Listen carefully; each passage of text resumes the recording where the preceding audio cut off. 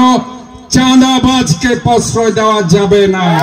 Guinness world record বুকে স্থান পেতে হয়, এই বিএনপির আন্দোলন সংগ্রামকে স্থান দিতে হবে।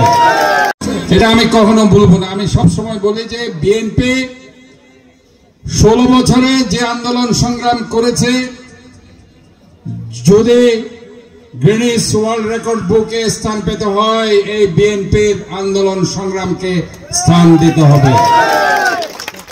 একটা কর্মীও আমার আওয়ামী লীগে যোগ দেয় নাই। এই নৈতিকতার অধিকারী আমার নেতা কর্মীরা। 16 বছর অনেক প্রলোভন তাদের দেখানো হয়েছিল আওয়ামী লীগে যোগ দিতে, কেউ যোগ দেয়নি।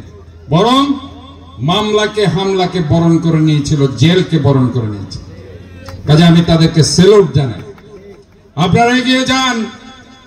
আগামী ফেব্রুয়ারিতে যে নির্বাচন হবে, নির্বাচনের জন্য তৈরি হন। কোন চাঁদাবাজকে প্রশ্রয় দেওয়া যাবে না।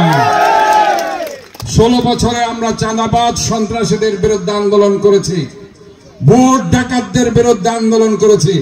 কাজে আমরা মনে করি আমাদের এই আন্দোলন থামবে যেদিন দেশ নায়ক তারেক রহমান, দেশ নেত্রী বেগম খালেদা জিয়ার নেতৃত্বে শহীদ প্রেসিডেন্ট জিয়াউর রহমানের আদর্শকে সামনে রেখে, দেশপ্রেম সততাকে সামনে রেখে আমরা একটি নতুন দুর্নীতিমুক্ত সমৃদ্ধশালী বাংলাদেশ গড়ে তুলব আগামী ফেব্রুয়ারির ধানের শীষে।